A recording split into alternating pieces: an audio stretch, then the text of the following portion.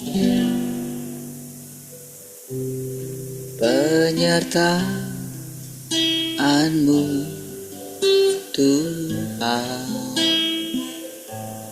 segalanya bagiku. Hadir-Mu di hidupku, terutama bagiku. Penyertaan-Mu Tuhan, segalanya bagiku. Hadir-Mu di hidupku, terutama bagiku.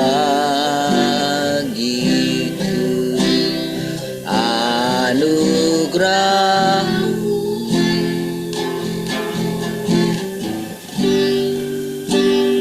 anugerah-Mu,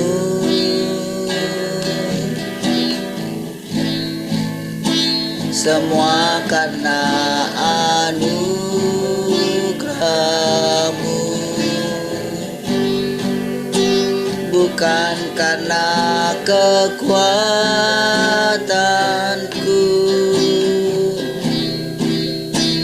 Anugerah-Mu,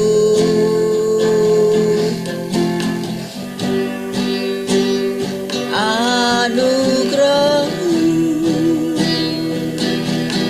Tuhan, kasih dan sayang-Mu, sumber kekuatan bagiku.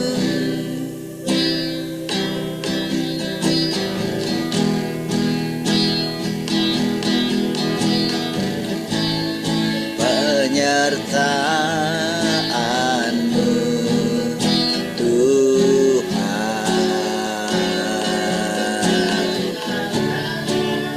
nya bagiku. Hadir-Mu di hidupku, terutama bagiku. Penyertaan-Mu Tuhan, segalanya bagiku. Hadir-Mu di hidupku, terutama bagiku. Anugerah-Mu, oh, anugerah-Mu,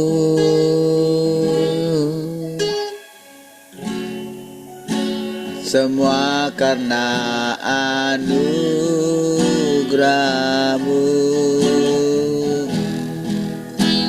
bukan karena kekuatanku.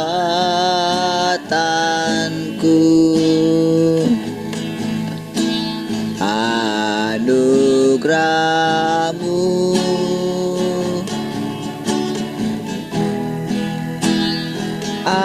anugerah-Mu Tuhan, kasih dan sayang-Mu, sumber kekuatan bagiku.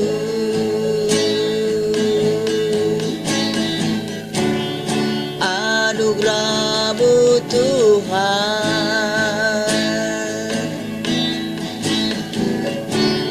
cukup cukuplah bagiku. Oh, anugerah-Mu Tuhan,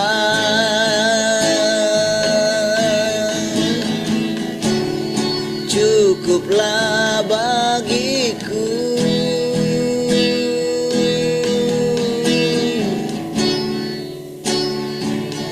Anugerah-Mu Tuhan,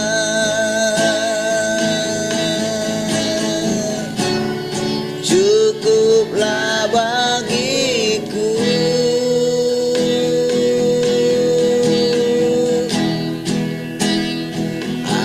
Anugerah-Mu,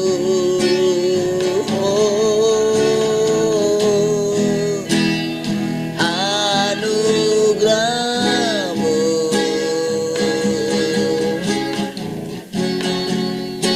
semua karena anugerah-Mu, bukan karena kekuatanku.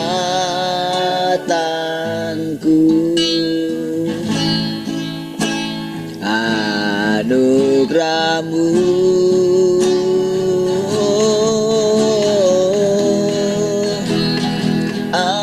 anugerah-Mu Tuhan, kasih dan sayang-Mu sumber kekuatan bagiku. Kasih dan sayang-Mu sumber kekuatan bagiku. Kasih dan sayang-Mu sumber kekuatan bagiku.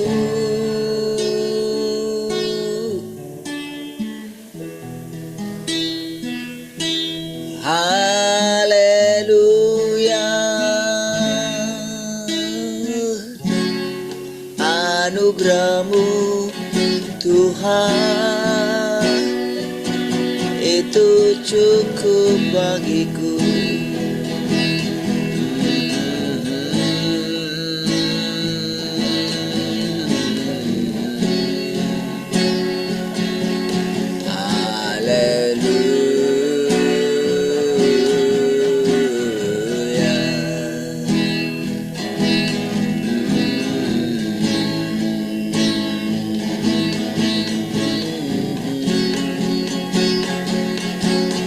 Terima kasih.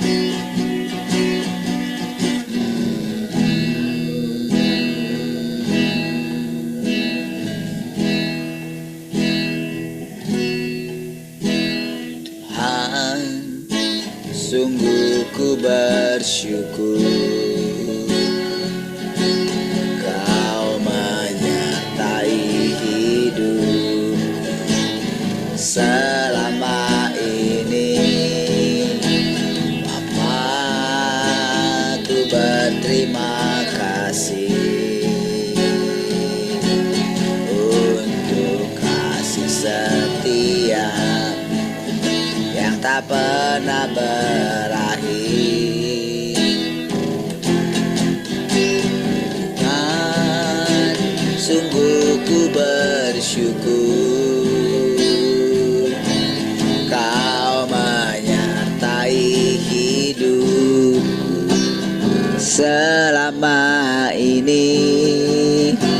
Bapa, ku berterima kasih untuk kasih setiamu yang tak pernah berakhir.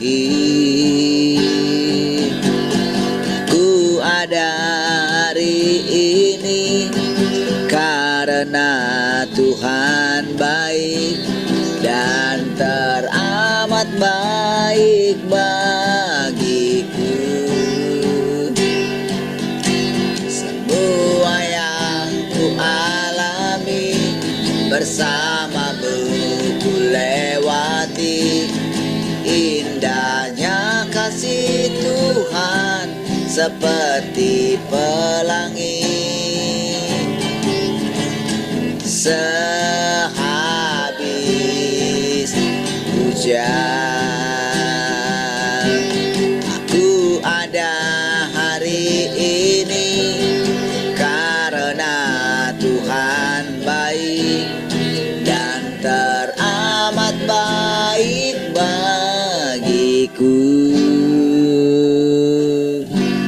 Semua yang ku alami bersamamu ku lewati, indahnya kasih Tuhan seperti pelangi. Sehabis, sekali lagi katakan aku ada hari ini karena Tuhan baik dan teramat baik bagiku. Semua yang ku alami bersamamu ku lewati, indahnya kasih Tuhan seperti pelangi. Sehabis hujan, indahnya kasih Tuhan seperti pelangi. Sehabis hujan,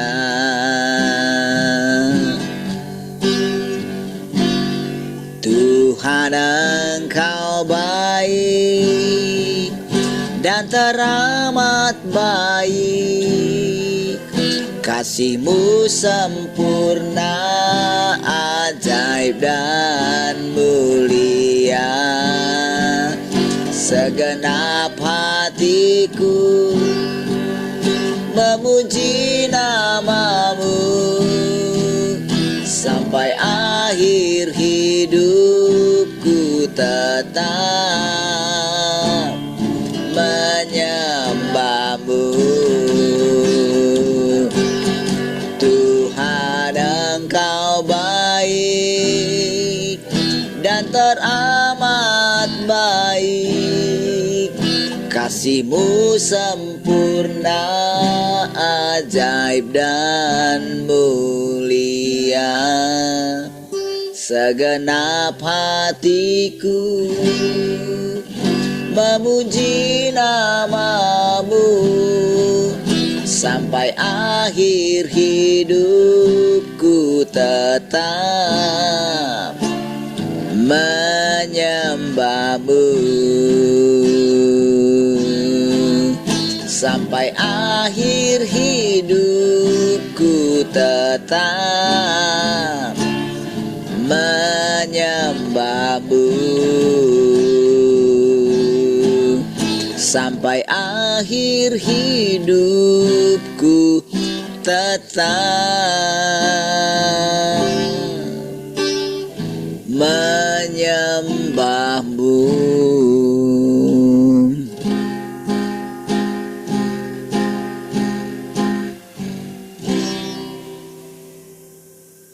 Haleluya.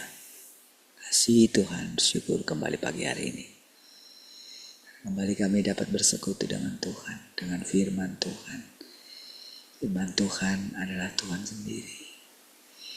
Firman Tuhan adalah jalan, kebenaran, dan hidup kami. Terima kasih Tuhan. Kami buka hati kami seluas-luasnya untuk firman-Mu memenuhi seluruh hidup kami. Pujilah Tuhan. Haleluya. Dan semua yang merindukan Tuhan sama-sama katakan amin. Puji Tuhan, shalom semua. Selamat pagi. Bagaimana kabarnya?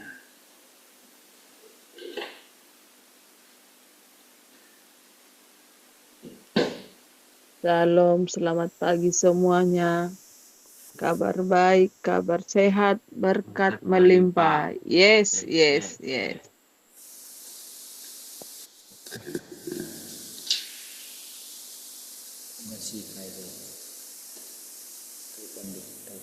Shalom, selamat pagi Tuhan. Kabarnya kabar baik, kabar sehat, semoga Tuhan berlimpah limpah. Yes, yes, yes. Amin.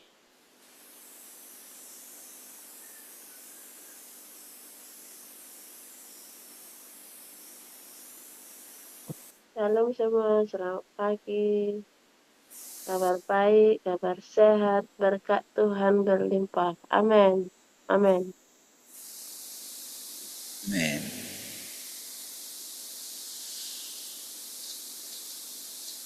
Shalom semua, selamat pagi.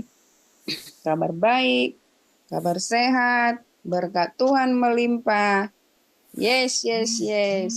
Amin, haleluya. Men.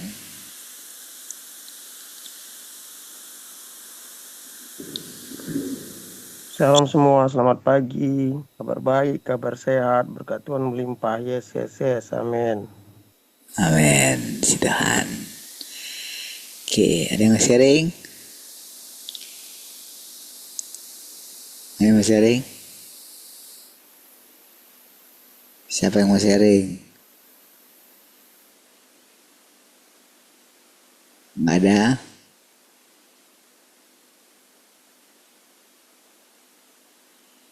Matian mau sharing?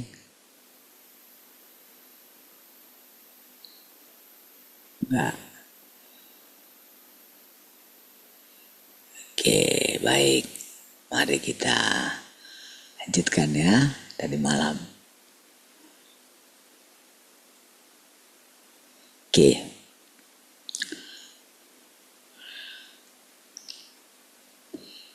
Itulah batas Tuhan. Ia harus menghancurkan mereka. Itulah batas Tuhan. Ya. Namun apa yang ada di hati Tuhan ketika dia harus menghancurkan umat manusia itu? Nah, ketika kita sudah mulai mengenal watak Tuhan, tentu kita bisa berpikir, saudara, apa yang ada di hati Tuhan ya. Kalau Tuhan seperti itu, kita akan mulai mengenali dia kasih gitu ya. Dia bertanggung jawab, dia gembala, pemelihara, apalagi kalau kita mulai mengetahui wataknya seperti itu, gak curiga lagi kita sama dia kan. Nah, lalu coba bayangkan kira-kira apalah yang ada di hati dia, gitu kan. Tentu kita bisa menjawabnya ya. Dan pasti akan sering sekali dalam firman Tuhan, karena metodenya seperti itu. Dia bisa bertanya kepada kita, kira-kira kalau aku adalah engkau, apakah yang ada di hatimu ketika engkau menghancurkan umat manusia itu? Ketika engkau ada di posisiku, di pihakku. Sekian lama engkau mengenal aku. Sekian lama engkau mengetahui sifat asliku. Jadi sebetulnya watak itu sama dengan sifat asli ya. Makanya sering sekali dipakai kata-kata watak, esensi.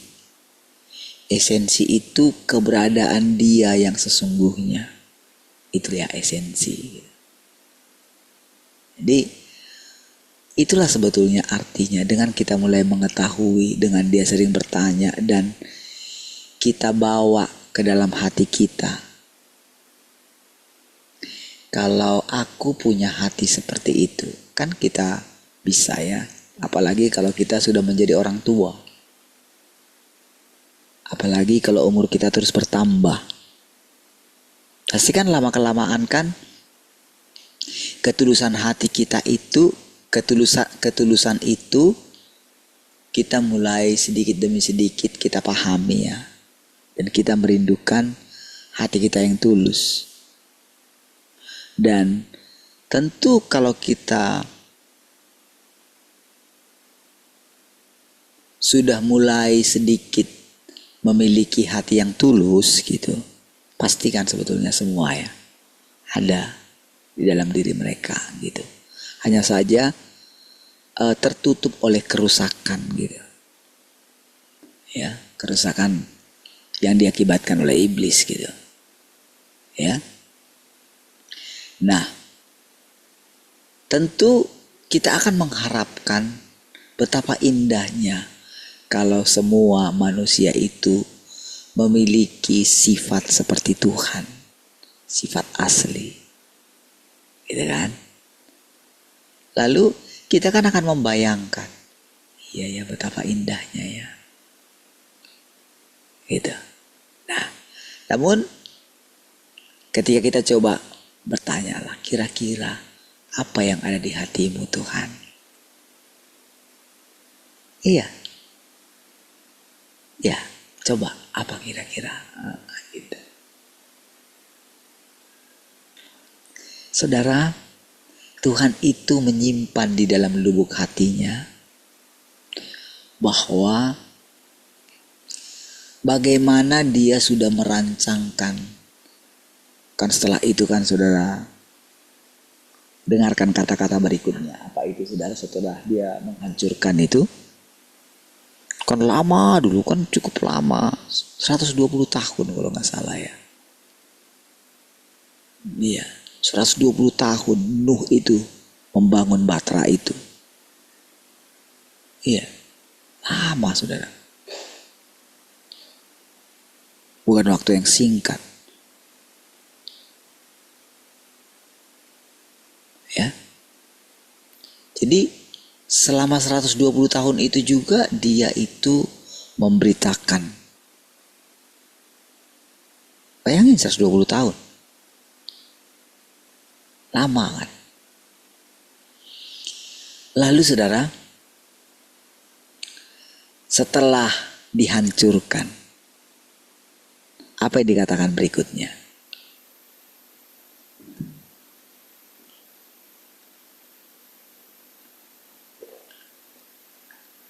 Setelah Tuhan menghancurkan itu, kan dikatakan, maka dia berjanji gitu. Sekalipun nanti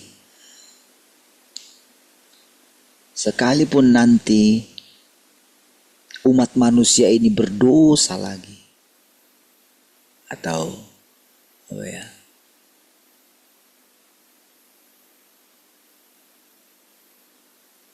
melakukan kerusakan yang parah sekalipun lagi, dia berjanji tidak akan menghancurkan bumi lagi gitu.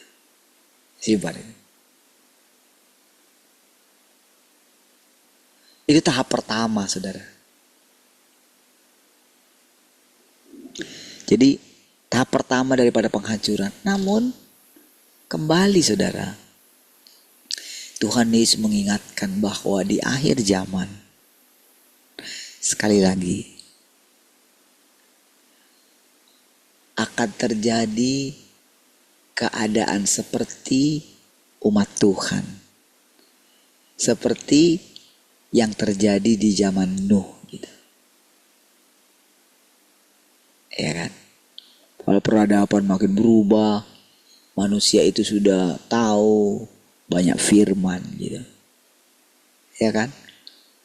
Kan boleh dikatakan untuk zaman sekarang ini kan, itu bumi sudah dipenuhi dengan orang Kristen. Lebih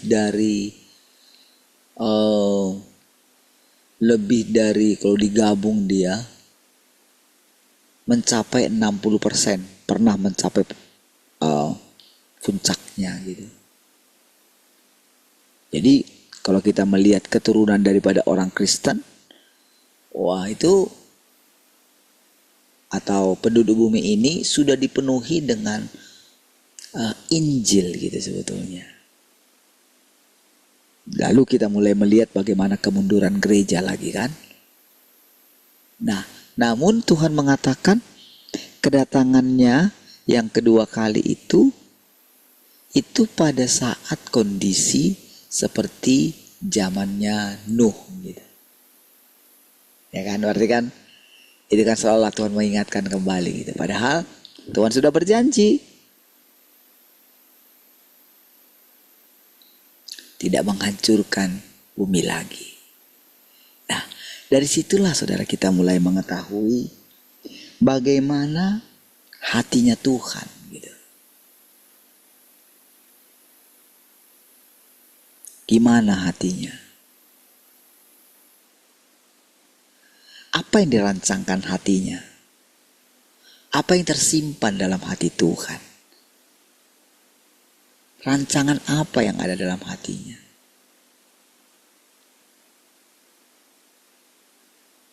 Bagaimana dia tetap mengelola alam semesta ini? Walaupun alam semesta ini tidak mengenal dia, atau manusia tidak mengenal dia. Lihat saudara, jadi sampai sejauh mana Tuhan tetap bersabar terhadap manusia dan kerusakan semua yang berdaging, sampai satu titik di mana semua orang, baik pengikut Tuhan maupun orang tidak percaya, tidak lagi berjalan di jalan yang benar. Gitu. Sampai sejauh itu. Oke. Sampai satu titik di mana manusia tidak hanya rusak secara moral dan penuh dengan kejahatan, tetapi tak seorang pun yang percaya akan keberadaan Tuhan. Apalagi orang yang percaya bahwa dunia ini dikuasai oleh Tuhan dan bahwa Tuhan dapat memberi terang dan jalan yang benar bagi manusia. Perhatikan saudara, betapa pentingnya kita itu mengetahui jalan Tuhan.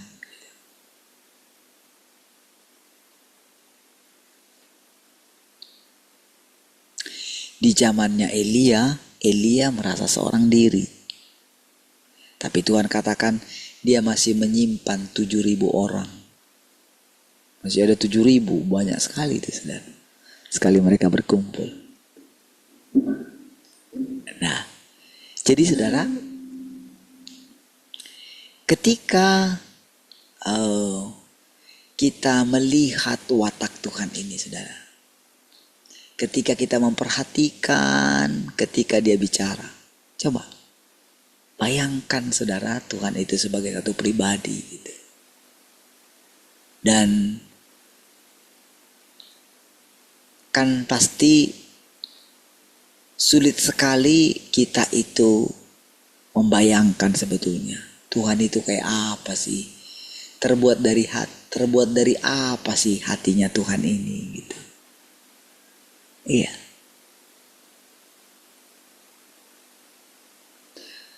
Saudara, kalau kita merenungkan perjalanan kita gitu, mungkinkah Tuhan tidak ada?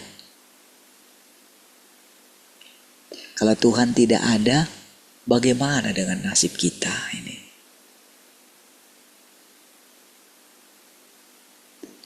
Dari situ semua saudara, kita itu akan mengerti secara perlahan gitu. Kenapa orang yang mendekat kepada Tuhan, kenapa dia harus mengalami goncangan dalam hidupnya gitu. Ya. Kalau dulu mungkin kita itu masih iri dengan orang yang rasanya hidupnya tenang gitu. Anteng-anteng aja, keluarga baik-baik gitu. Anak-anak nurut dan segala macam. Mungkin kan sering sekali bersaing kan. Orang ingin menunjukkan ini nih, orang yang punya Tuhan itu kayak gini gitu. Ya kan? Orang kan berlomba-lomba ya. Mungkin menunjukkan, memamerkan keharmonisannya dengan pasangannya, dengan anak-anaknya. Dilatih dia nurut nih, bangga. Iya. Tetapi saudara, kalau kita perhatikan gitu, semakin kita itu mau bergaul dengan Tuhan yang benar, Tuhan zaman sekarang. Jadi lebih tepatnya sebetulnya kita itu mengatakan Tuhan zaman sekarang gitu. Maka gambaran Tuhan yang lama itu lama-kelamaan akan pudar dia. Apa artinya Tuhan zaman sekarang? Dari tadi kalau diceritakan lah, kan diceritakan tentang Tuhan yang itu. Cobalah lihat. Kan kita sering sekali kan kalau begitu kita sudah emosi, saya sering sekali perhatikan diri saya seperti itu. Gak bisa kayak gini. Gitu. Kalau misalnya melihat orang-orang jahat gitu ya, apalagi kalau dalam rumah Tuhan gitu. Nggak bisa kayak gini, nggak tahan rasanya lihat gitu. Tapi terbukti memang saudara, sejak kita tinggalkan, sejak tidak ada lagi orang di sana yang benar-benar memiliki hati yang berani menyatakan kebenaran, maka dunia itu akan masuk kuat sekali di tempat itu gitu. Ketika tidak ada lagi orang yang berani memiliki hati yang benar, ya akan terjadi seperti itu. Kerusakan makin parah. Namun tentu dalam hati Tuhan, tujuan dia menghancurkan itu adalah karena kepedihan hati Tuhan itu sudah amat sangat gitu. Iya, gak bisa lagi melihat itu.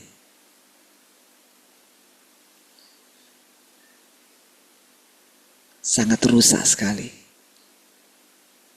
Namun jauh di lubuk hatinya yang paling dalam, dia memulai satu kehidupan yang baru. Apakah Tuhan tidak mengetahui apa yang ada di hati Nuh pada saat itu? Kalau dulu Adam ketika dia sendirian di muka bumi, dia itu kan ya belum pernah ada sejarah manusia gitu loh. Jadi kesepian itu, kesendirian itu belum begitu berarti karena belum ada orang gitu. Kan gitu ceritanya.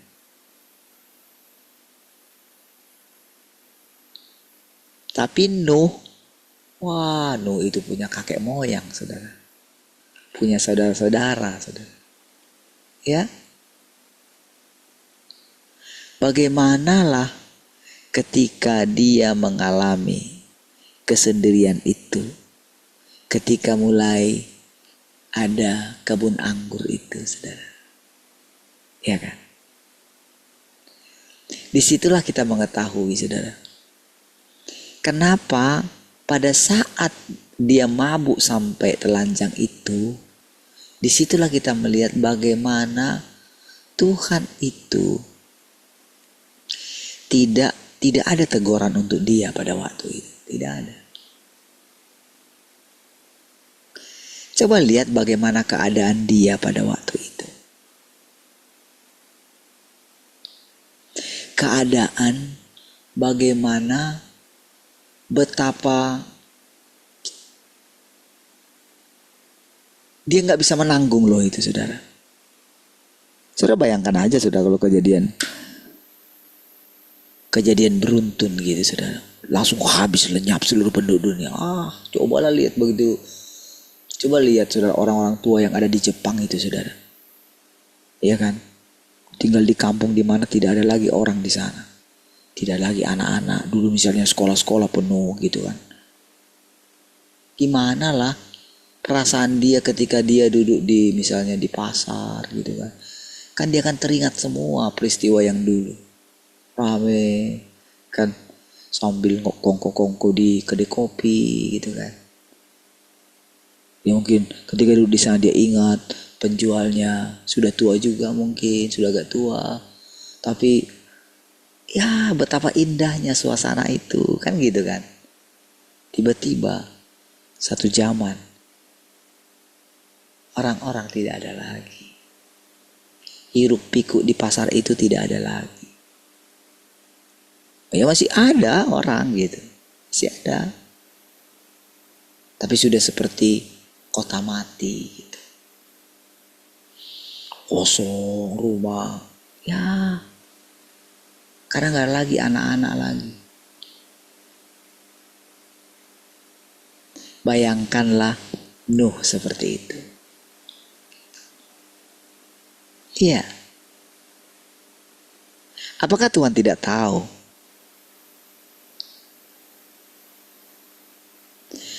Apa yang dirasakan oleh Nuh itu? Tentu dia tahu.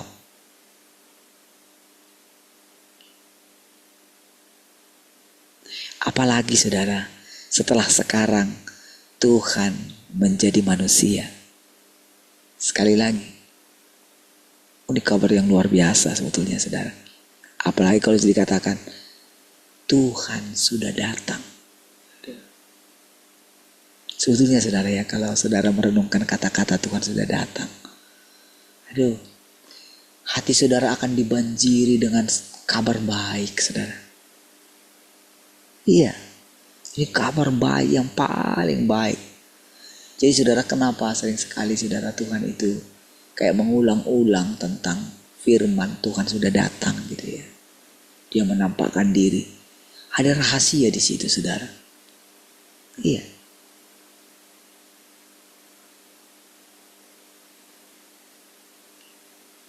Ada rahasia, ada jawaban bagi seluruh kesepian saudara. Iya.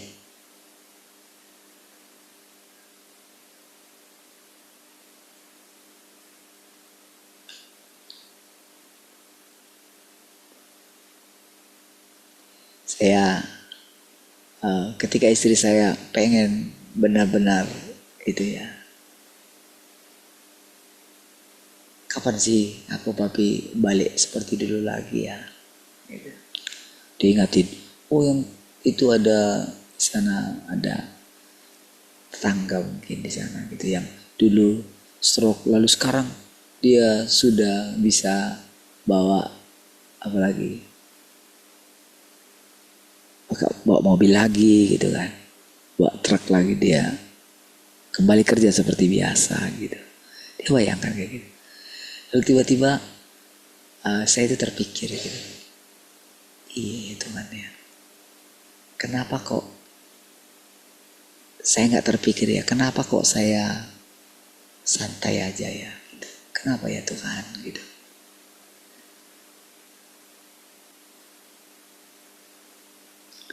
Memang saudara, belakangan saudara tidak seperti dulu gitu. Saya semangat sekali gitu ya, masain untuk dia gitu ya. Semangat lah, membikin nasi segala macam. Belakangan bilangin bikin kopi papi lah, gorengkan inilah, gorengkan itulah gitu. Sudah mulai bisa.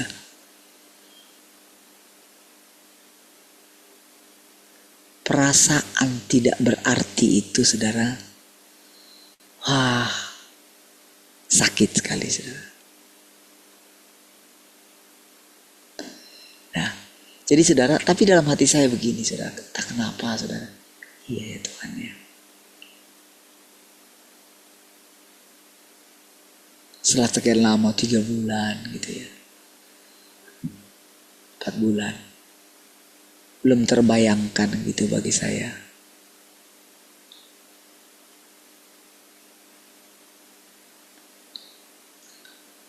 Gimana ya, benar-benar balik lagi. Karena banyak orang ya benar-benar sudah normal sekali gitu. Tapi dalam hati saya, karena saya nggak tahu gimana ya, karena mengikuti jalan Tuhan ini gitu.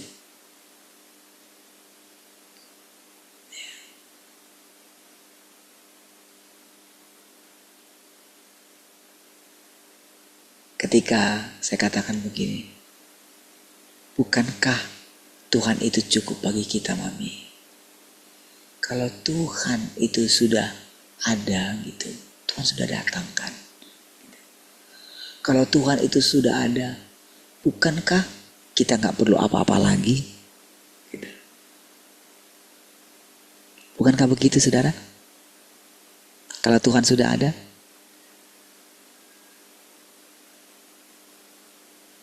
ada rahasia di balik itu, saudara. Coba saudara masuki. Gitu.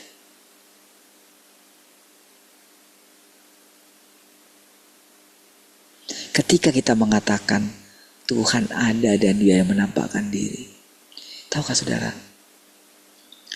Ada sesuatu. Saya coba bawakan gambaran tadi yang dialami oleh Nuh itu ya. Kan dikatakan dia bergaul dengan Allah ya.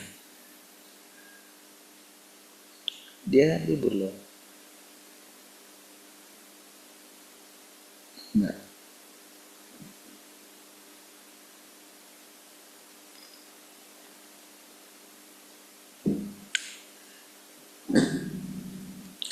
Ketika saya gambarkan kepada saudara tentang bagaimana Nuh pada waktu itu, kita mesti harus berani ya membuka hati kita untuk membayangkan kehidupan mereka pada waktu itu. Iya. Gimana lah kira-kira kalau sekarang kan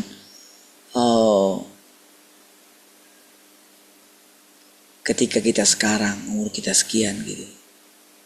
Pada waktu itu Nuh sudah lama sekali, sudah umurnya kan sudah 600-an sudah. Iya. Pada waktu itu. Ya, 600 tahun bayangin tuh. Berapa banyak kisah. Banyak sekali kan. Kalau yang saya bilang tadi orang tua yang di Jepang itu ya paling banter 100 umurnya. Iya kan? Karena mereka sehat sekali gitu kan. Mungkin mencapai 100. Kalau 600 bagaimana? Berapa lama itu sudah? Jadi sudah banyak sekali menanggung segala kesukaran gitu. Iya kan? Wah, sebelum sekarang kan keadaan Jepang dulu itu wah menderita sekali juga saudara. Iya. Apalagi waktu tahun 45 itu saudara. Benar-benar pada waktu itu mereka hancur sekali saudara. Bagaimana mereka memulai dari nol. Seorang pemimpinnya pada waktu itu bilang, apa yang tinggal katanya. Masih adakah tertinggal guru katanya. Guru-guru sekolah itu. Itu yang mereka latih saudara. Itu yang mereka perbanyak. Untuk mengajar anak-anak. Kira-kira saudara mereka sudah punya pengalaman yang panjang sekali. Seperti kita lah gitu. Banyak melalui kan. Kita tinggal di sini, tinggal di situ. Umur kita sekian. Lanjut gitu. Tapi kan kenangan-kenangan itu, apakah hilang kenangan itu semua? Memori itu apa hilang kan? Dia cuman tersimpan kan. Cuman dia gak keluar aja. Semua kenangan-kenangan itu.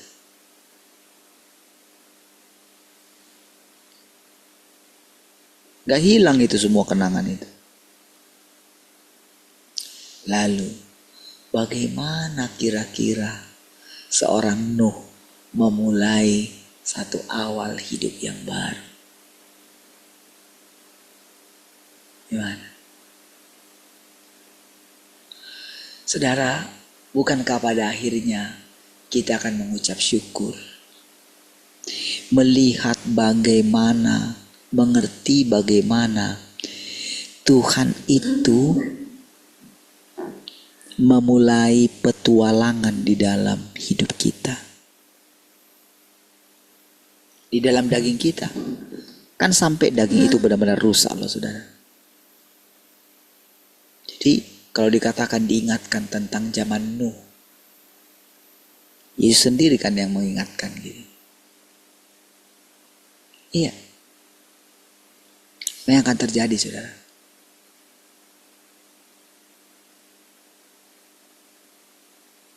Dan bisa itu cepat sekali terjadinya saudara. Tapi ingat, dulu Tuhan di luar. Tapi sekarang Tuhan itu telah masuk melalui pintu. Berarti kan itu kan enggak, itu kan walau itu memang kenyataan gitu ya. Tapi kan kita mesti tahu bahwa itu juga kan suatu gambaran gitu. Gambaran di mana kita memasuki zaman yang baru. Apa zaman yang baru? Tuhan menyelamatkan dari dalam. Kan sekarang kan dia ikut makan sama-sama dengan kita di sini. Ketika kita cerita, tahukah saudara? Ketika saya cerita sama saudara dari berbagai macam sudut gitu ya, saya bicarakan tidak letterlek gitu kan, seperti yang kita baca di sini gitu. Tidak kan. Saya bicara itu ya bisa dari mana aja kan. Dari situ kita itu bisa membayangkan bahwa Tuhan itu ternyata dia itu telah nyata di antara kita gitu sebetulnya. Apalagi saudara, dia mulai membawa kita kepada satu kesadaran bahwa sudah, sekarang fokusmu, ayo anggap kayak tidak pernah terjadi apa-apa. Bersihkan pikiranmu dari situ. Itu. Makanya selalu diingatkan, kalau kamu ada di sini, sudah kamu fokus. Yang lain yang masalah kemarin apapun itu, engkau bisa melupakannya. Walaupun itu masih ada. Jadi ketika kita bicara seperti ini saudara, perhatikanlah bagaimana cara Tuhan itu membawa kita untuk benar-benar sadar kalau inilah zamannya di mana Tuhan sudah datang kedua kali. Ya dulu Nuh juga seperti yang saya katakan kepada saya. Walaupun dia bergaul dengan Allah, dia itu hanya mendengarkan perintah, ada utusan, namun tidak ditulis di situ. Keadaannya seperti kita sekarang sebetulnya. Walaupun kita dikatakan sekarang tidak melihat rupa Tuhan. Memang siapa yang pernah lihat rupa Tuhan? Secara roh gitu. Mana ada? Makanya dia wanti-wanti. Manusia tidak boleh disembah. Jadi ketika misalnya kalau ada Yesus sekarang misalnya, kalau Yesus yang dulu itu gitu kan, dia datang. Dia tetap kalau dia dikatakan dalam rupa manusia, jadi yang disembah itu harus Tuhan. Allah itu roh. Gitu kan. Barang siapa menyembah dia harus menyembahnya dalam roh. Allah itu roh, ingat ya. Gitu.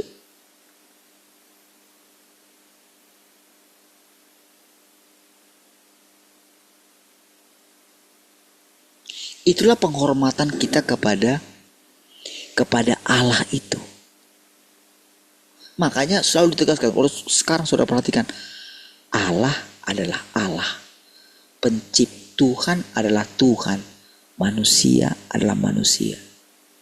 Makanya ada frasa yang mengatakan, aku akan pulang ke tempatku. Gitu. Supaya apa saudara? Supaya kita ini normal.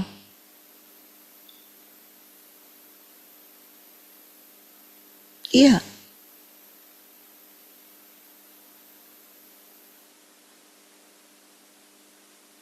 Normal sebagai manusia. Makanya dia katakan tentang satu masa di mana kamu tidak perlu mengajar sesamamu. Karena waktu seseorang mengajar sesamanya, berarti kan orang itu lebih daripada orang yang diajarnya. Iya. Saudara lihat, saudara, para orang dia, kalau orang dia pintar, mana mau dia diajar? Mana mau? Mana mau dia duduk mendengarkan kayak gini? Coba lihat perdebatan-perdebatan. Kadang paling kalau tidak, kalau saya melihat perdebatan itu, kalau saya lihat ini ngomong aja maksudnya itu, ketika yang lain ngomong dia nggak mau dengarkan. Ya memang itu rusaknya, saudara. Gak bisa mendengarkan, gak bisa sabar mendengarkan, seolah-olah dia sudah tahu semua. Memang iya, saudara.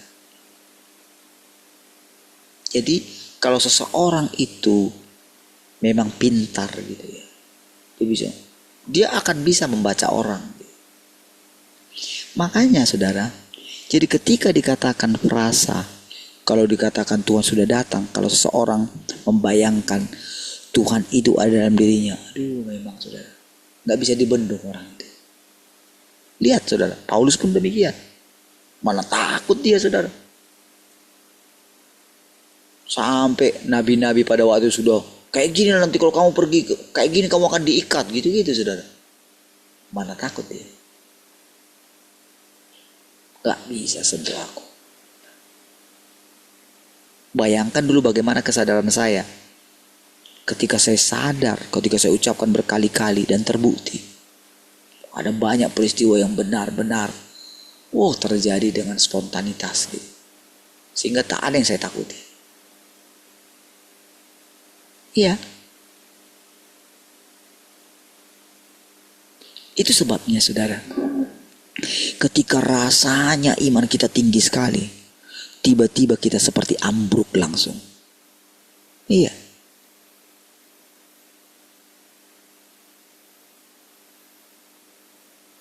Mungkin kita pikir, kenapa seperti itu? Disitulah kita tidak tahu kerusakan kita. Kita belum sadar benar-benar kerusakan manusia itu sangat parah sekali. Makanya saudara, Tuhan itu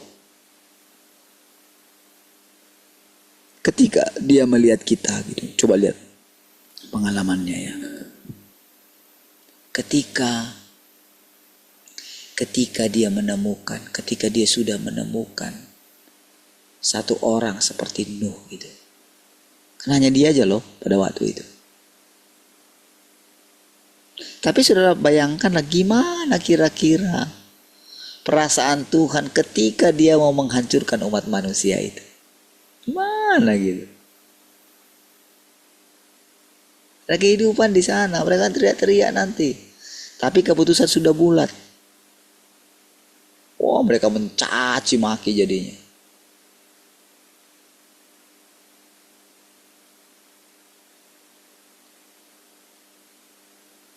Ya kan, teriak. Bayangkan dia bagaimana anak-anak. Ya kan, semua kena imbasnya kan pada waktu itu. Apakah cuma orang tua yang mati? Semua. Sampai ibu-ibu yang sedang mengandung juga. Ibu-ibu yang baru melahirkan juga, gimana lah. Di Facebook itu kan ada aja kan orang yang akan live gitu kan. Ada yang baru muncul lagi, nggak tahu dari mana itu.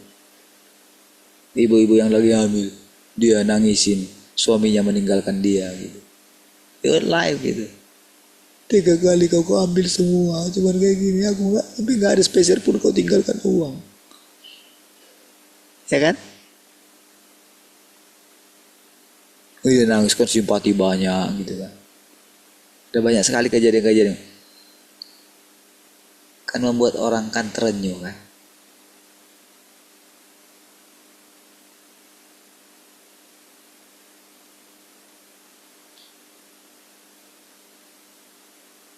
Tapi kalau lihat situ, tuh masih bisa.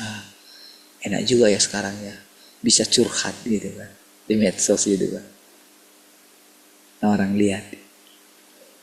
Bayangkanlah dulu, saudara. Ketika itu terjadi. Ada kapal yang terbakar barusan itu yang di Manado itu kan. Lihat itu. Bagaimana anak-anak itu yang viral itu kan. Diselamatkan oleh seorang ayah gitu ya. Di mana dia tidak punya anak gitu. Sudah berapa tahun menikah, dia nggak punya anak.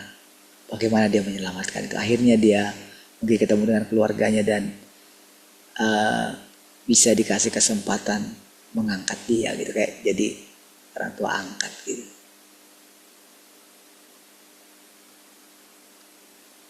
Iya. Bayangkanlah kalau ketika kejadian seperti itu gitu. Pastikan seorang orang tua juga akan melindungi anaknya kan. Tapi itu terjadi. Lihat kalau banjir-banjir gitu kan. Lihat kalau kejadian misalnya ada yang mati berpelukan kayak gitu. Iya kan? Ketika melihat itu semua kan.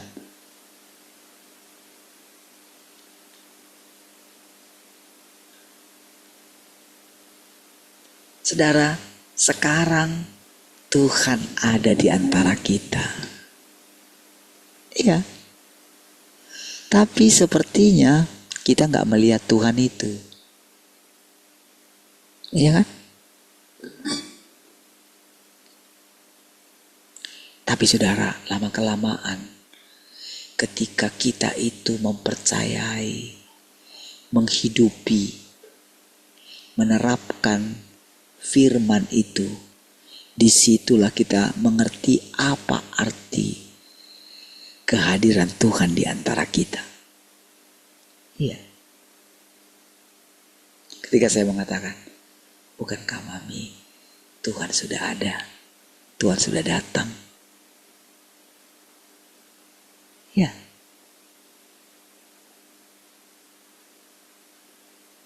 Apa sih yang kurang? Kalau Tuhan sudah ada. Kita gak butuh apa-apa. Kalau Tuhan sudah ada. Iya kan? Tapi bagaimana prosesnya? Kan kita lihat sendiri. Kita yang menjalani kehidupan kita setiap hari. Sampai kita itu mudeng. Gitu. Kalau Tuhan ada di sini. Iya, bagaimana dia menghapus memori dalam diri Nuh itu. Bayangkan sampai mabuk dia. Iya.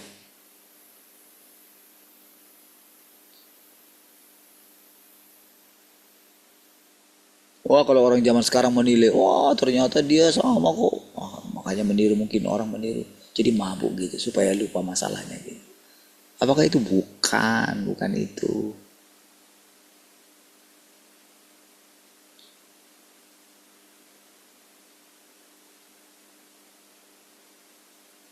Nah,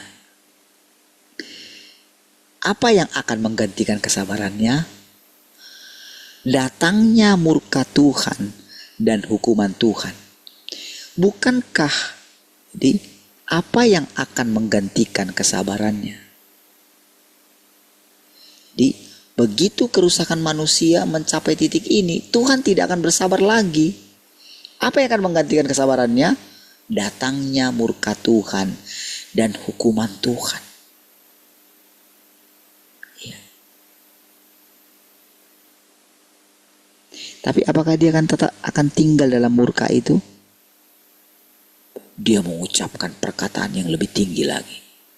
Kalau dulu belum pernah diucapkan dia, sekarang dia buat tanda pelangi.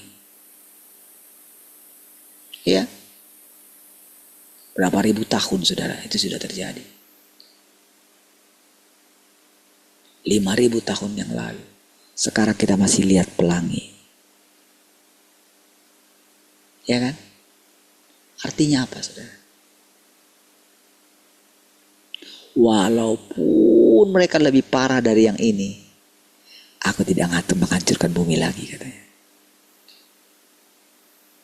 Lalu coba kira-kira kalau Tuhan mengatakan, kalau Yesus mengatakan tentang zaman Nuh di akhir zaman,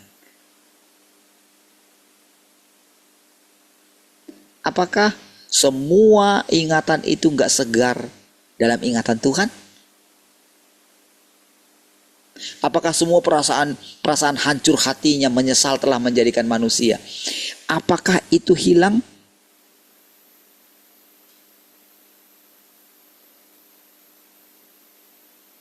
Apalagi dikatakan dia adalah Alfa dan Omega. Iya. Kita aja saudara yang berpikir seperti yang kita pikirkan aja. Kita nggak pernah memikirkan siapa Tuhan itu, bagaimana keadaan dia. Sekarang aja dia bisa cerita karena dia sudah buat fondasi-fondasinya dalam pikiran kita, dalam kerangka berpikir kita. Sudah buat. Sehingga kita mulai berpikir sedikit. Dia telah berjanji dalam hatinya, dia tidak akan menghancurkan bumi lagi. Berarti saudara, dia itu kalau kita lihat dari sisi manusia, berarti dia bertumbuh sangat pesat.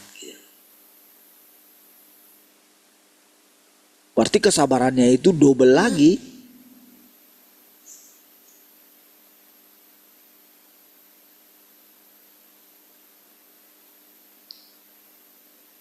Oke. Apa yang akan mengatakan datangnya murka Tuhan dan hukuman Tuhan? Bukankah ini adalah sebagian penyingkapan dari watak Tuhan? Ya. Di zaman sekarang ini, tidak adakah orang yang benar di mata Tuhan? Tidak adakah manusia yang sempurna di mata Tuhan? Apakah zaman ini adalah zaman di mana perilaku semua yang berdaging di bumi? Betul ya?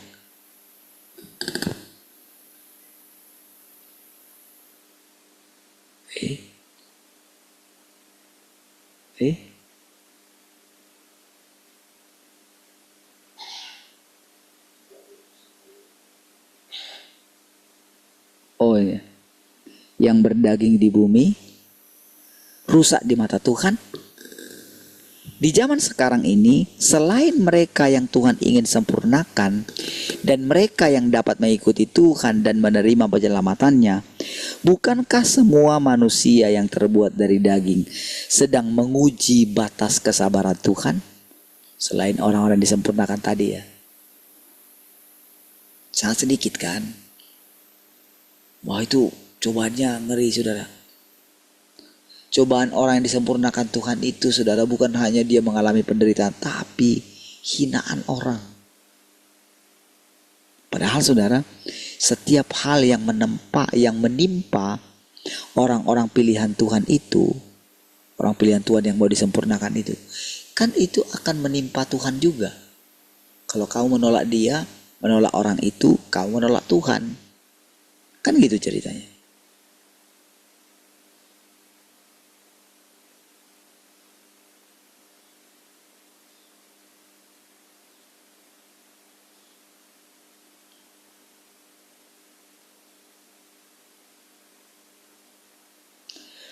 Bukankah segala sesuatu yang terjadi di sampingmu, yang engkau lihat dengan matamu dan dengar dengan telingamu, dan yang secara pribadi engkau alami setiap hari di dunia ini, penuh dengan kekerasan? Ya.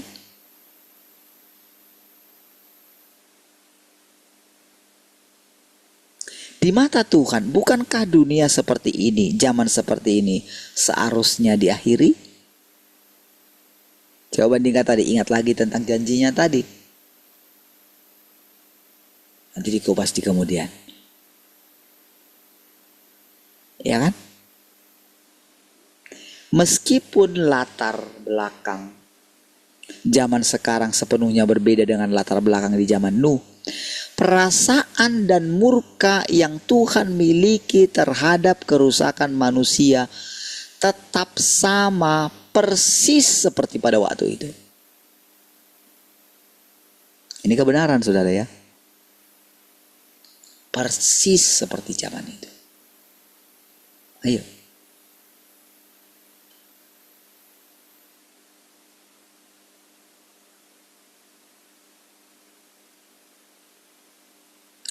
Tuhan sanggup bersabar oleh karena pekerjaannya.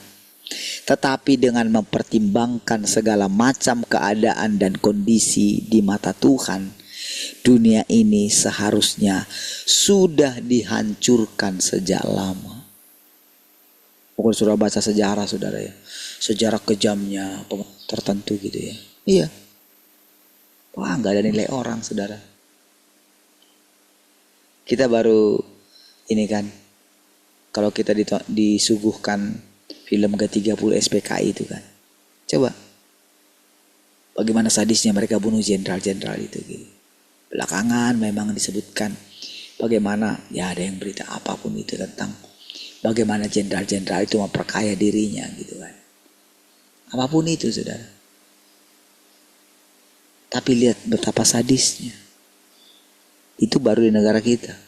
Dan bagaimana kalau perlakuan terhadap orang yang gak tahu menau, kalau ternyata dia sudah jadi anggota PKI gitu. Wah, anak cucunya gak bisa dapat kerja. Sulit sekali. Ya itu kabar buruk sekali. Paling gak tahu menau loh. Tapi kalau dibilang itu keturunan PKI katanya, aduh. Zaman-zaman sekarang sih nggak pernah dengar lagi. Dulu di zaman saya dulu masih itu saudara.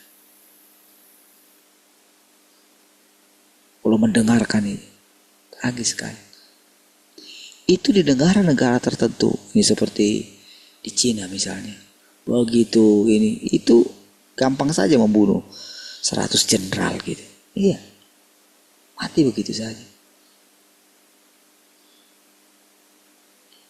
Bagaimana kalau hukum-hukum itu yang dilaksanakan itu saudara tidak adil gitu. Iya. Kita aja sudah mendengarkan seperti itu gitu. Hakim aja sudah benar-benar tidak menemukan niat jahat. Tapi tetap dihukum 4,5 tahun. Gimana, masuk akal enggak? Sudah jelas-jelas itu. Tidak menemukan niat jahat. Padahal itu dasarnya untuk dihukum. Kita aja yang melihat itu gelisah gitu. Apalagi Tuhan.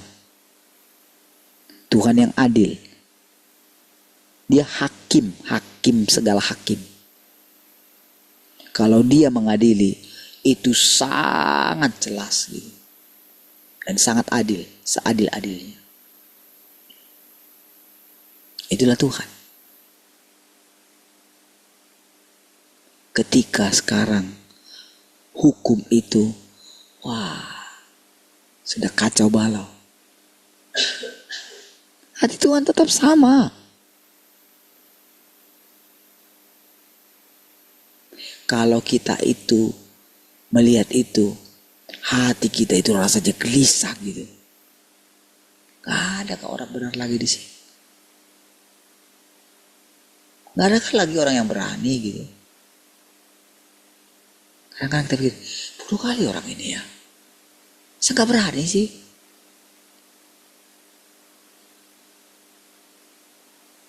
Ngapain kamu mau jadi hakim? Kalau kamu seperti itu, coba ingat gak? Iya, kadang-kadang gemes. Nah, kita aja gemes kayak gitu. Gimana lah Tuhan?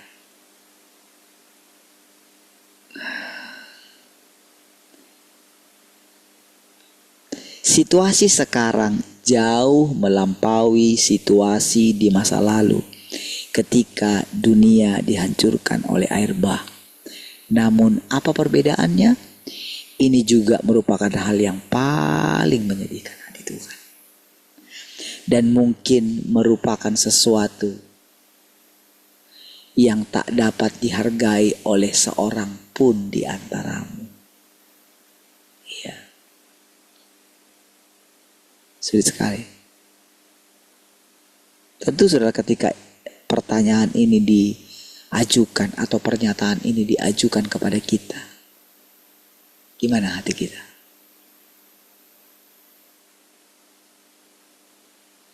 Apakah kita tidak ingin sedikit mengurangi kepedihan hati Tuhan? Bagaimana caranya? Engkau tahu. Sampai akhirnya kita akan bilang, Tuhan, Engkau yang tahu Tuhan. Tuhan. Waktu kita ngomong kayak gitu, itu kan karena kita nggak mau memikirkan kan. Kenapa kita nggak mau memikirkan? Kita telah egois, saudara. Egois. Disuruh mikirkan dikit aja kita nggak mau kan. Udahlah.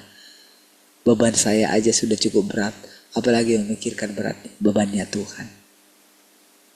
Makanya kadang saudara, ketika Tuhan ngajar kita seperti ini, apa artinya sedikit mengurangi bebannya Tuhan? Ketika kita datang terus dengan semangat setiap pagi. Ya. Ketika kita berani melupakan segala keadaan. Lupakan, apa sih untungnya kamu simpan-simpan masalahmu itu? Kamu elus-elus dia. Kamu tahu gak ketika kamu mikirkan itu kan membuat kamu gak bersuka cita di hadapanku. Berkat Tuhan melimpah. Yes, yes, yes. Kadang-kadang kan kita berat mengucapkannya kan. Ya enggak? Karena apa? Kita masih memikirkan masalah kita. Kita masih memikirkan sakitnya kita. Ya kan? Sehingga ketika Tuhan dengan penuh kasih dia mengatakan, ayo dengerin, ayo dengerin, ayo, ini kehidupan bagimu. Bagaimana caranya engkau meringankan beban Tuhan? Dengarkan dia baik-baik. Iya, dengarkan baik-baik. Kasih waktu. Bersabar. Bersabar untuk Tuhan mulai menjelaskan sampai hatimu tenang setenang-tenangnya. Tenangkan hatimu.